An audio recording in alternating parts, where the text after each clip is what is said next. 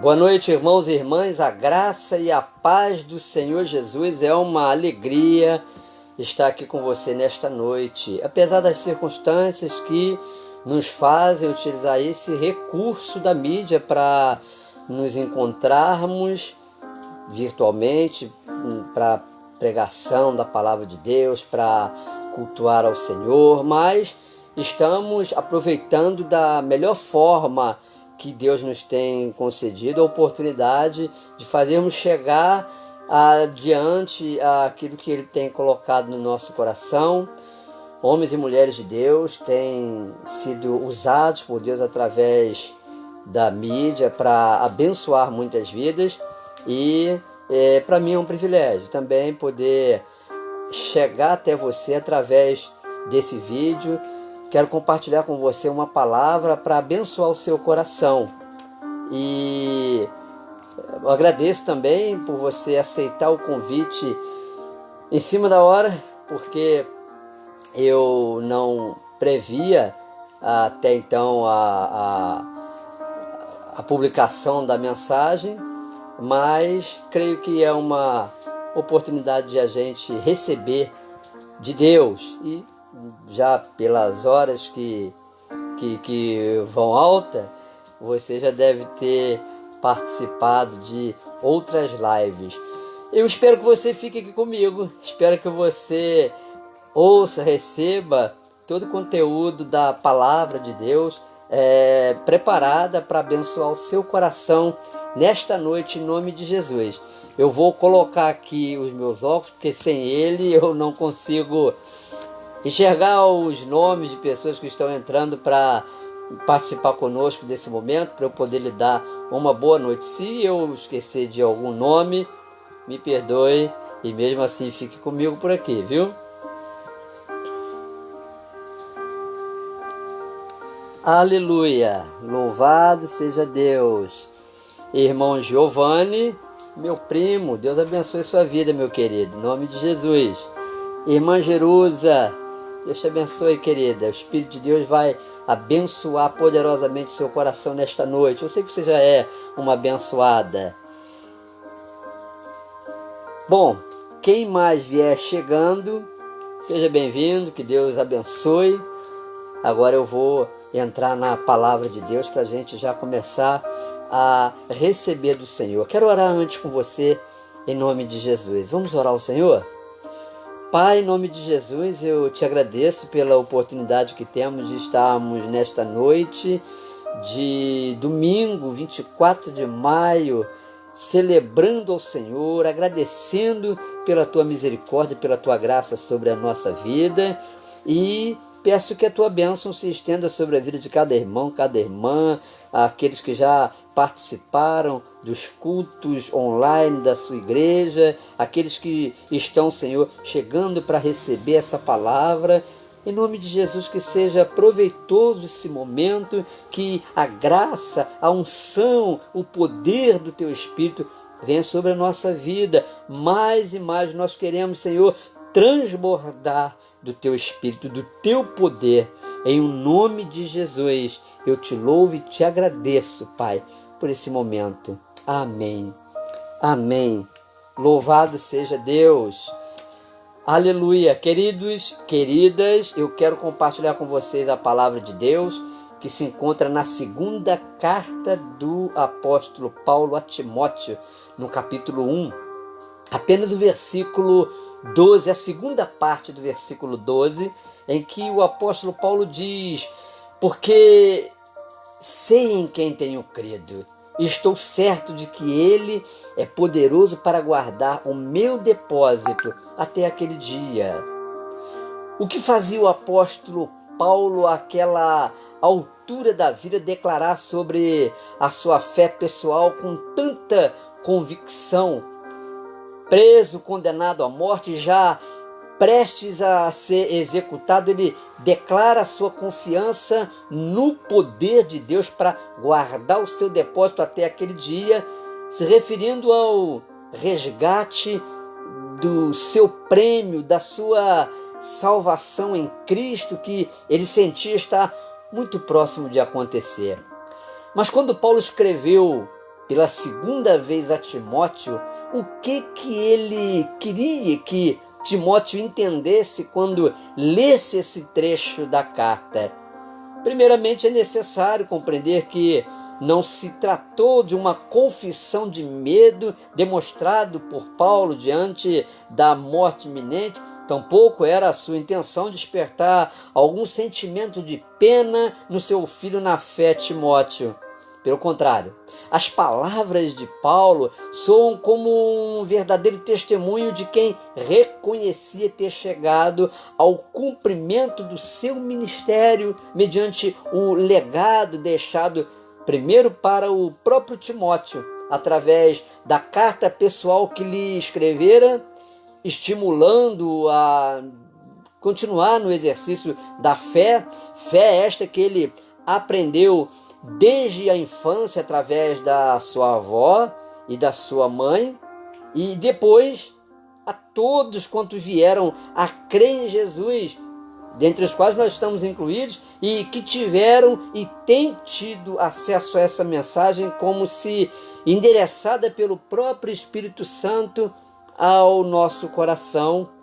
E certa vez, quando perguntado por alguém se tinha certeza da sua salvação, John Wesley respondeu o seguinte: sobre a salvação eu sei. A resposta de Wesley foi com base no entendimento intelectual nas Escrituras, quando ele, desde os 5 anos de idade, religiosamente lia a Bíblia, porque ele foi, através da sua mãe Susana Wesley, alfabetizado pela Bíblia Sagrada. A sua resposta não satisfez ao moraviano, seu interlocutor, porque a salvação não é uma coisa apenas para se saber com a mente, mas também para se sentir com o coração. Quem é salvo deve não apenas saber que é salvo pelo que lê, mas deve também experimentar a alegria da salvação, já confirmada pela sua fé em Jesus. A propósito, hoje, dia 24 de maio, é uma data importante que marca a conversão de John Wesley, o precursor, fundador do movimento metodista que, após a sua morte, veio a se tornar Igreja Metodista. John Wesley, que passou de um pastor religioso da Igreja Anglicana a um homem apaixonado por Deus e um ganhador de almas, cujo ministério teve significado profundo não só na Inglaterra do seu tempo, mas que continua sendo reconhecido como um dos maiores avivalistas da história cristã em todos os tempos. Nas palavras do apóstolo Paulo, é fundamental para uma pessoa saber em quem tem crido, a fim de que tenha autoridade para responder aos outros sobre a fé que está professando. O saber de Paulo não se fundamenta no que havia lido a respeito de Jesus de Nazaré, pois no seu tempo só existia o Antigo Testamento, e no Antigo Testamento encontramos diversas referências que falam do Messias, mas nenhuma que fale do Messias manifestado em Jesus de Nazaré. O saber de Paulo não tem a ver com o conhecimento que ele adquiriu, como diz a palavra, estudando aos pés de Gamaliel. Ele mesmo declara isso. Gamaliel foi um dos grandes rabinos da sua época e mestre nas questões religiosas dos judeus, principalmente no que se referia aos fariseus, conforme Paulo declarou ser um deles.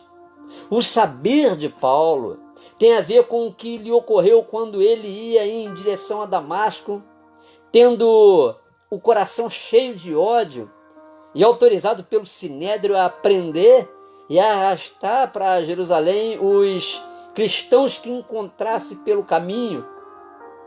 Então uma luz do céu brilhou ao seu redor e ele, cego, caiu por terra e ouviu uma voz que lhe disse: Saulo, Saulo, por que me persegues? E aí ele perguntou, quem és, Senhor? E a resposta foi, sou Jesus, a quem tu persegues.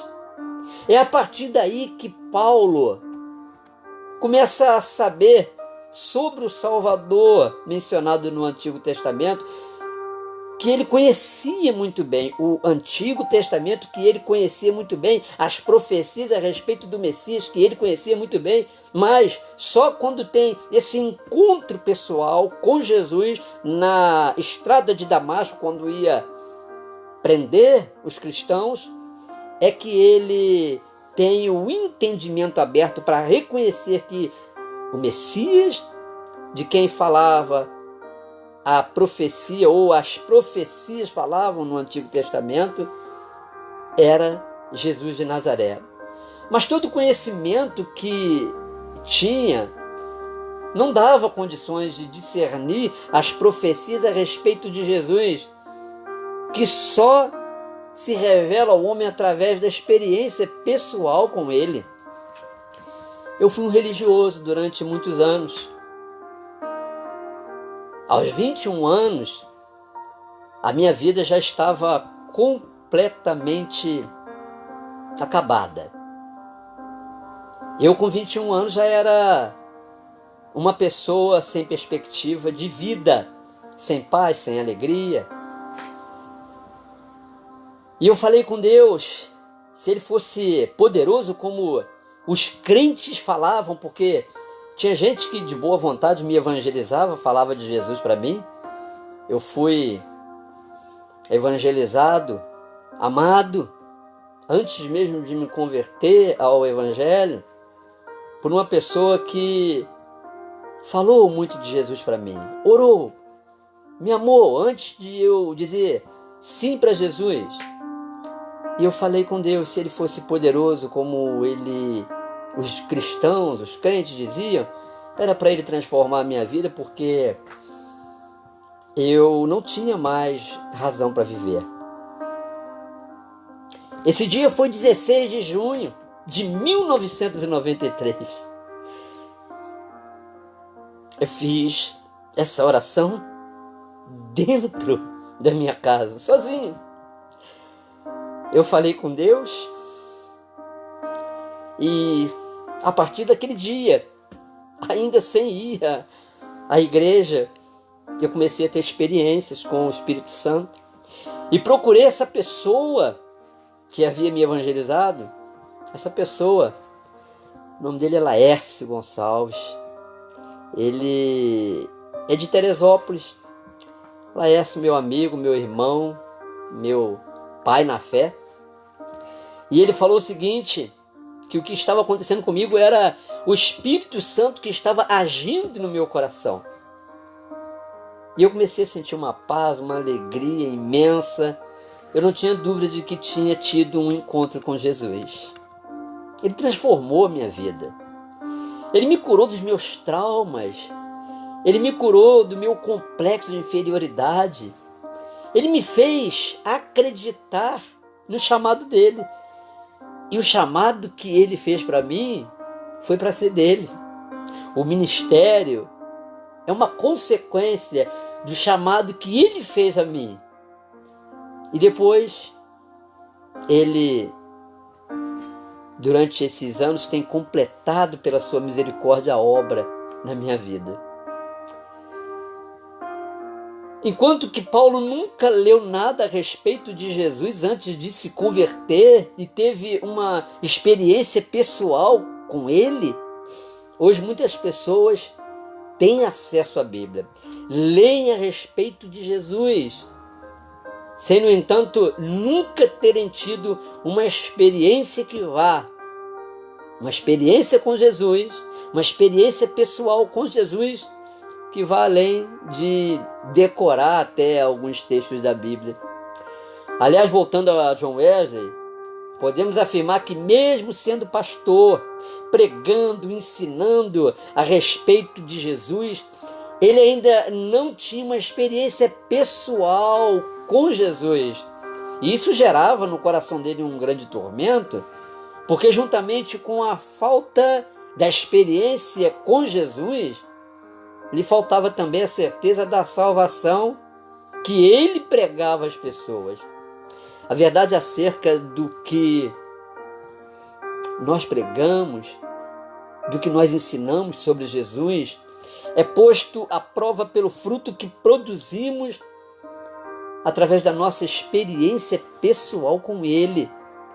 O estudo sistemático da Bíblia pode resultar em um grande conhecimento intelectual sobre Jesus, sem jamais fazer com que a pessoa experimente a verdadeira alegria da salvação, gerada no coração pela comunhão com Ele.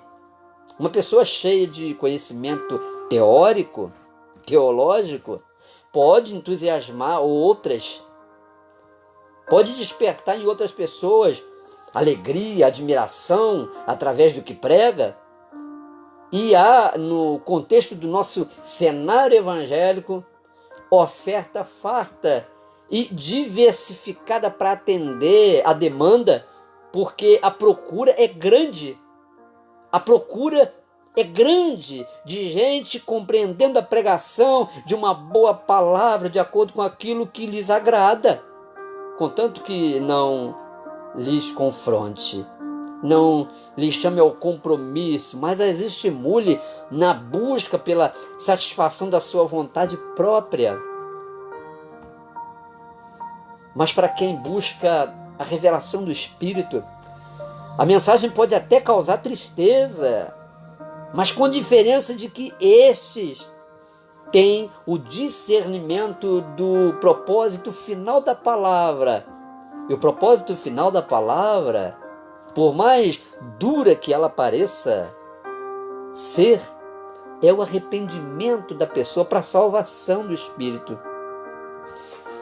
Pense em Jesus no Getsêmani, se ele dependesse da carga emocional da sua alma, quando declarou que a sua alma estava angustiada até a morte.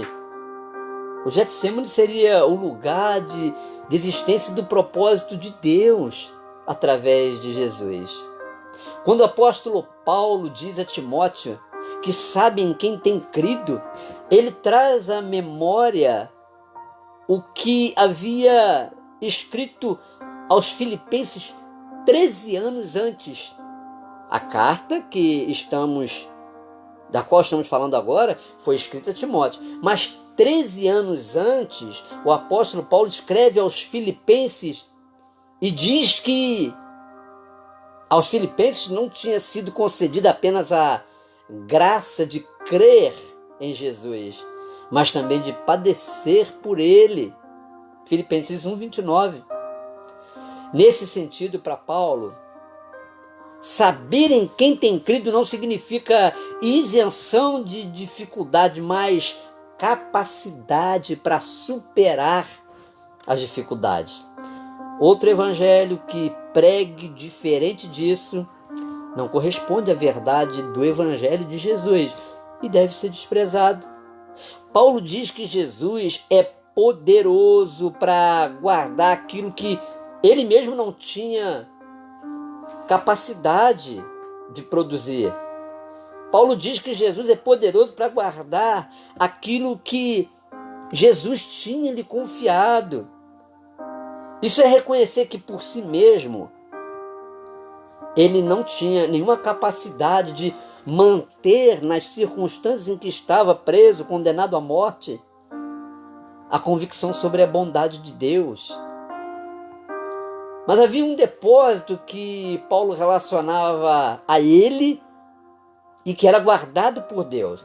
Esse depósito não pode se referir a alguma coisa do próprio Paulo, alguma coisa que lhe desse capacidade de resistir até aquele dia, até mesmo porque o próprio apóstolo Paulo reconheceu que nele mesmo não habitava bem algum.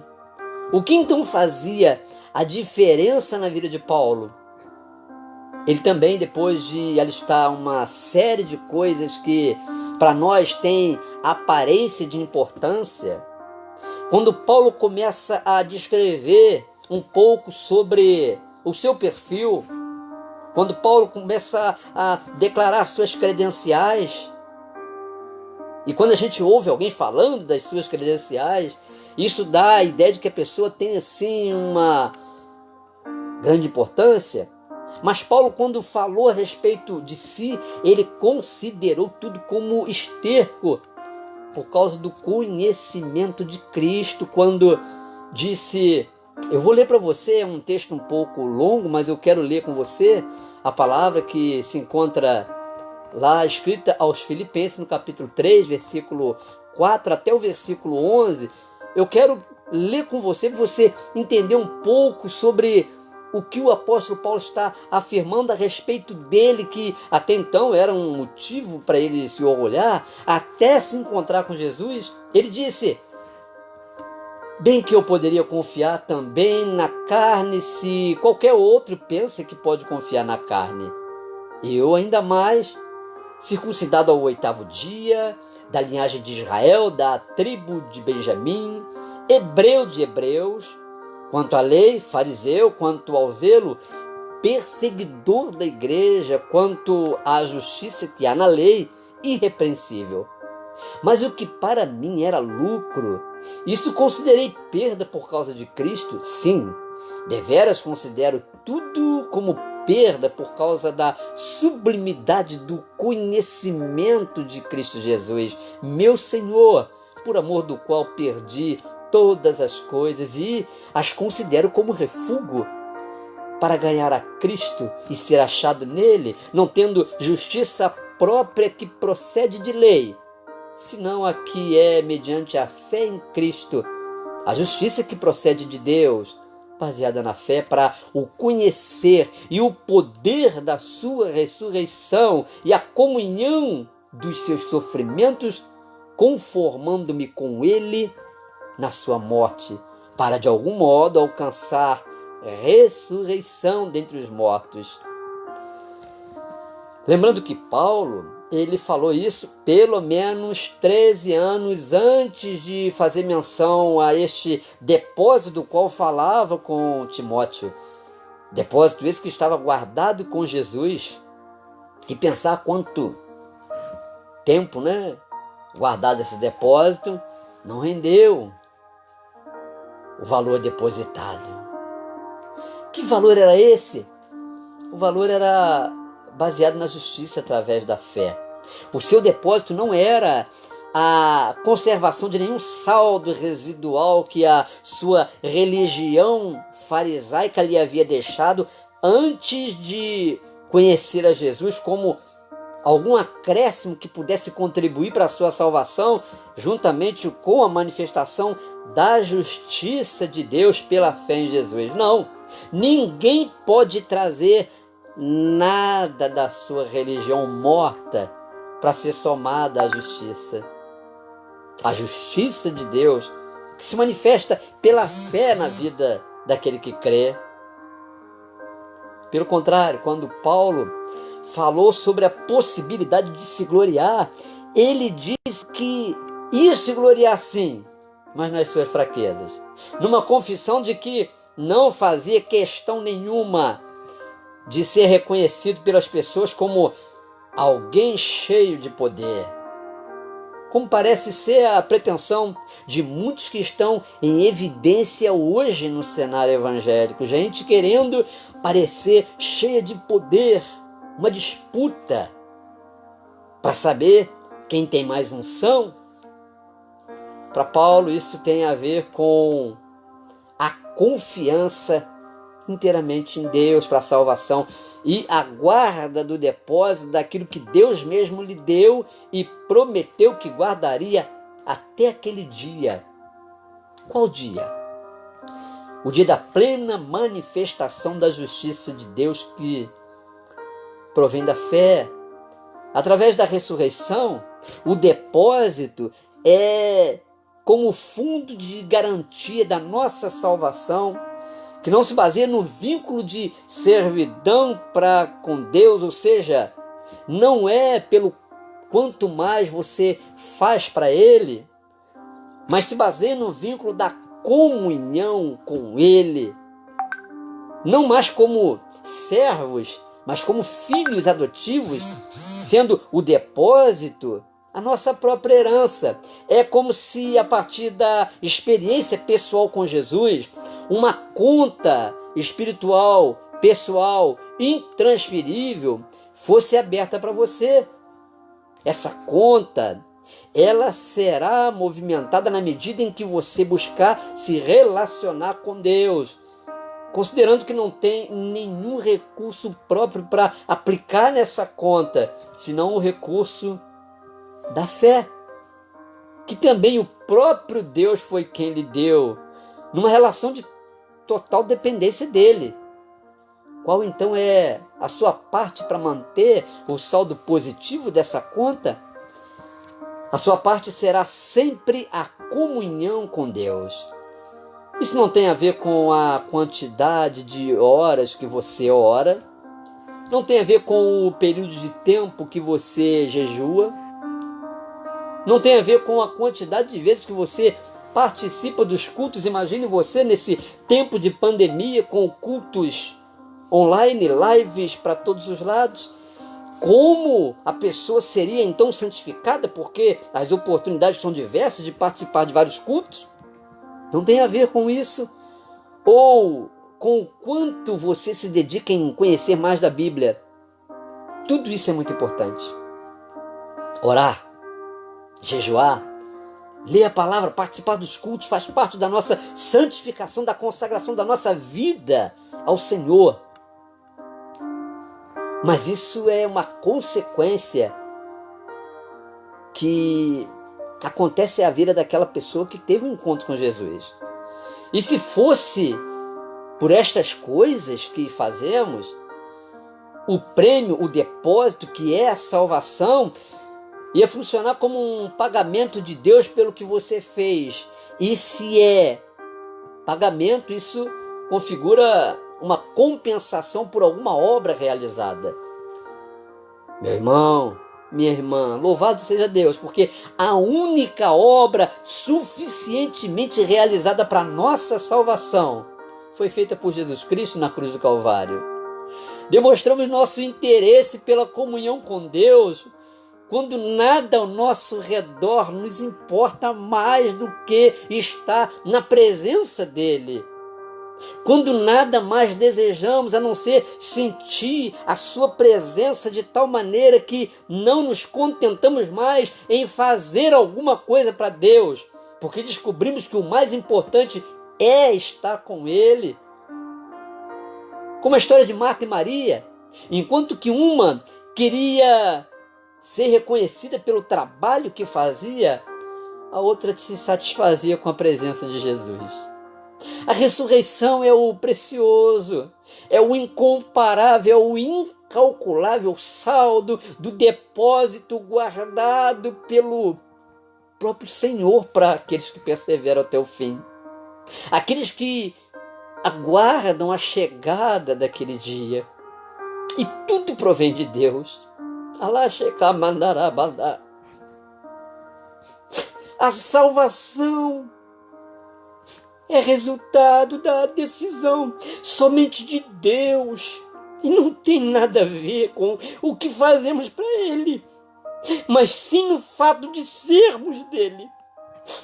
Ainda sobre depósito, Jesus disse que todo homem tira do tesouro bom coisas boas, mas o homem mau, do mau tesouro, tira coisas más. Então podemos considerar que existe um depósito guardado para o homem bom, quando reconhece que é bom, na verdade, porque sabe que é mal. O tesouro do homem bom não tem a ver com o que ele acumulou para si, para tornar possível o resgate do prêmio naquele dia, que é a ressurreição para a salvação eterna. Mas tem a ver com a manifestação da justiça de Deus, pela fé em Jesus, sendo a consumação da sua salvação, o resultado da ação da graça de Deus na vida de quem crê que só é bom porque reconheceu a sua maldade. E desde a sua experiência pessoal com Jesus, se conformou, ou seja, entrou na forma, se enquadrou, admitiu a natureza do segundo Adão. Jesus é o segundo Adão que venceu a tentação de ceder à sua própria vontade no Getsêmani. E por isso Jesus se manifestou. O Messias, o Cristo, se manifestou em figura humana, à semelhança do primeiro Adão que desobedeceu, para mostrar que se ele tivesse o coração voltado para amar e obedecer a Deus, seria possível ao homem viver uma vida reta na presença de Deus sem ter sido afetado pelo pecado. Sim, Jesus venceu a sua própria vontade no Getsêmani. O tesouro do homem mau tem a ver com o que ele acumulou de si mesmo, com a confiança que teve em si mesmo, o que também reserva para ele um prêmio naquele dia, através da manifestação da sua justiça própria. Vai haver um tempo em que não a justiça de Deus, mas a justiça própria que o homem reivindicou para si vai se manifestar. E essa justiça própria, a Bíblia trata de trapo de imundície. E lhe resultará na consumação da sua perdição, devido à sua pretensão orgulhosa de se considerar bom, de se considerar feridor de medidas, porque foi afetado pela síndrome de Lúcifer, se conformando ao primeiro Adão no Jardim do Éden, que preferiu que a vontade dele fosse feita e desobedeceu à vontade de Deus. Em vez de amar a vontade de Deus, desobedeceu à vontade de Deus.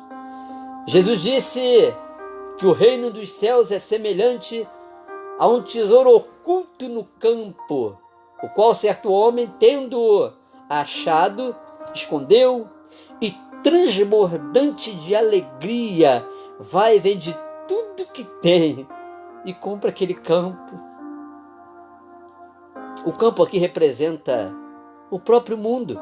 Se alguém considera ter alguma coisa mais valiosa que lhe dê condições de fazer um saque rápido, agora, nessa vida, para gastar com os seus prazeres e vontades, e sente que não vale a pena arriscar ou confiar num depósito cujo resgate do prêmio está programado para além da experiência de vida nesse mundo, esse alguém já encontrou, então, o seu tesouro, e nesse caso não é possível acumular os dois prêmios.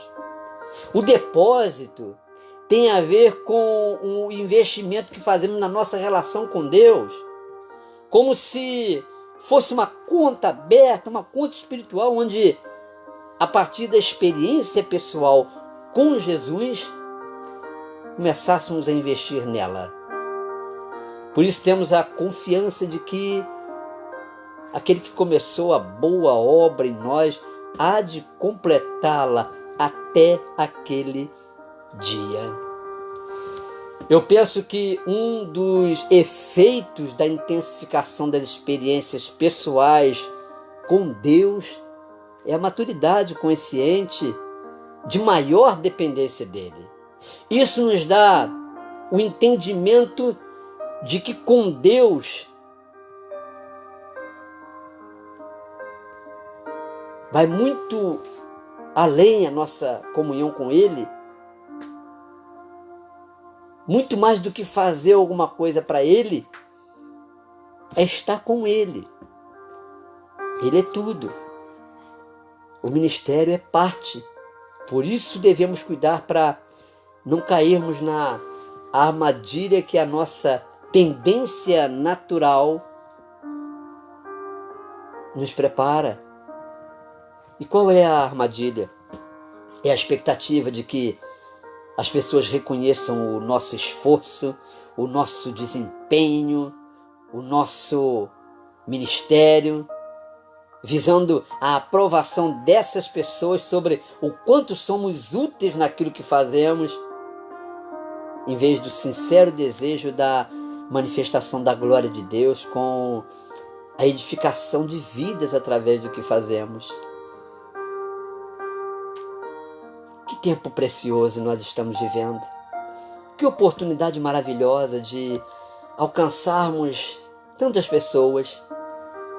Mas no final, o que realmente vai prevalecer é aquilo que o próprio Espírito Santo vai testificar no coração das pessoas que nos ouvem. Se aquilo que estamos transmitindo em termos de conhecimento bíblico é fruto da relação pessoal com Jesus ou se estamos apenas cheios de teorias. Louvado seja Deus, porque muitos homens e mulheres de Deus estão abençoando vidas através da mídia. E Ele me deu essa oportunidade. Ele me resgatou para eu contar um pouco do que Ele tem feito na minha vida, dizer que eu sou dele e que você, que talvez tenha até uma vida religiosa, prática, um ministério firme na igreja, mas quem sabe ainda lhe falta a experiência com Jesus, se encontrar com Ele, amar a comunhão com Ele. John Wesley já era pastor anglicano. Um homem que teve uma vida regrada, temente a Deus, intelectual, mas que não tinha ainda, até a sua fase madura, uma experiência que confirmasse no coração dele a certeza da salvação. John Wesley teve uma experiência com Deus, revolucionou, transformou a realidade da Inglaterra no seu tempo. Um homem cheio do Espírito Santo, que deixou para nós, principalmente nós metodistas, um legado maravilhoso. Ele disse que nós não temos nenhuma outra tarefa, falando aos seus ministros, aos pastores que ele orientava para o ministério. Ele disse que a única tarefa que eles tinham era ganhar almas. Que esse seja o propósito do nosso coração, em nome de Jesus. Que essa palavra chegue ao seu coração nessa noite para abençoar a sua vida. E que você deseje, mais do que todas as coisas, uma experiência com Jesus.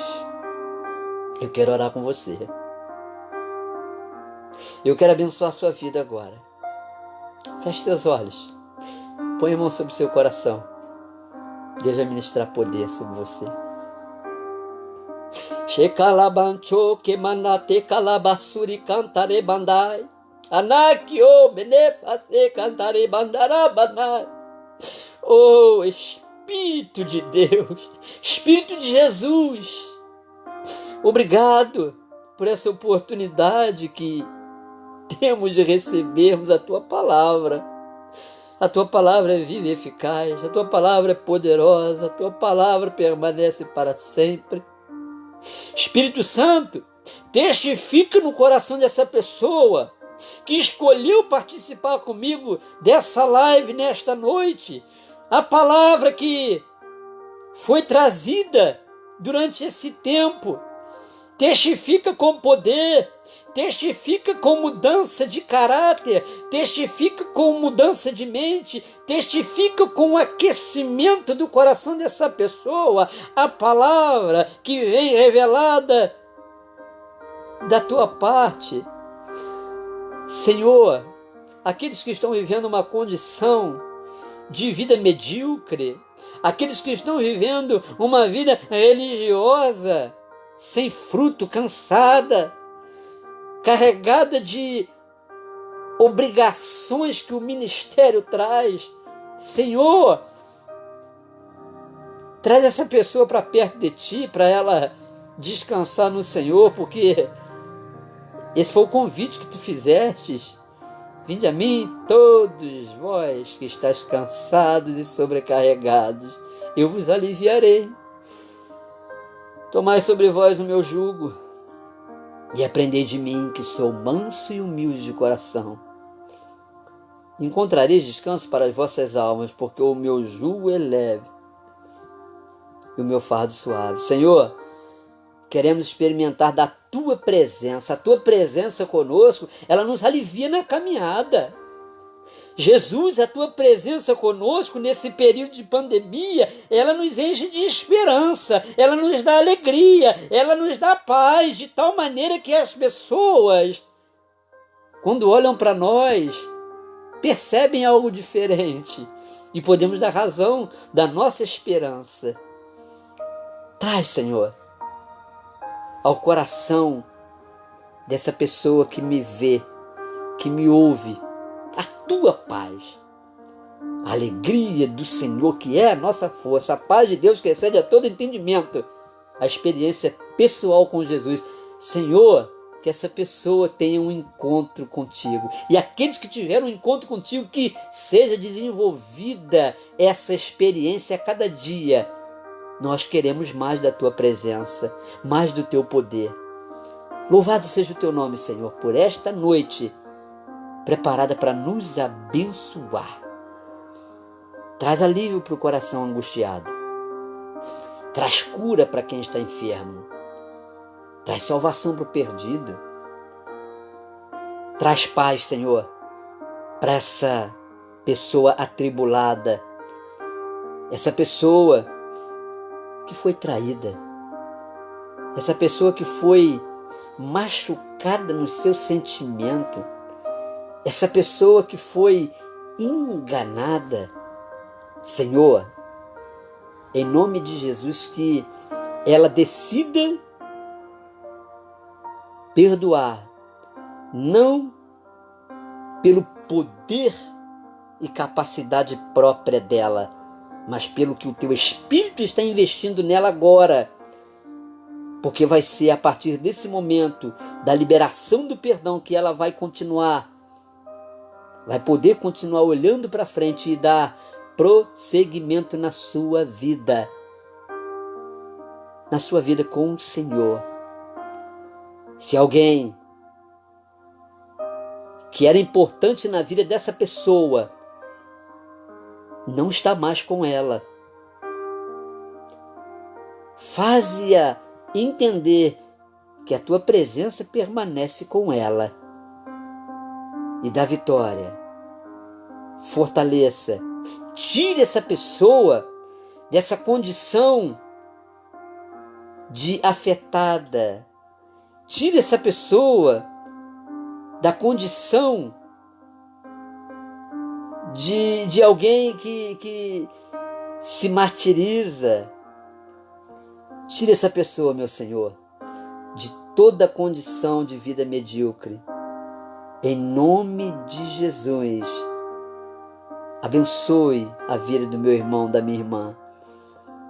Que essa noite seja uma noite de sono, de descanso, como há muito tempo muitas destas pessoas ainda não tinham, Senhor. Que elas nunca mais se sintam vitimizadas pelas circunstâncias, mas possam ser fortalecidas pelo poder do Teu Espírito para irem além das circunstâncias e conhecerem a boa, agradável e perfeita vontade do Senhor para a sua vida. Eu te abençoo em nome do Senhor Jesus. Tenha uma noite abençoada. Eu quero deixar com você o número do meu telefone. Se quiser me ligar, para eu orar por você, para eu interceder pela sua vida. Eu sou pastor da Igreja Metodista em Silva Jardim. Meu número é DDD 22 99277 5758. Eu quero servir você. Eu quero abençoar a sua vida. Deus te abençoe em nome de Jesus. E muito obrigado por escolher passar esse tempo comigo. E com o Espírito Santo, que eu tenho certeza que ministrou ao seu coração. Amém.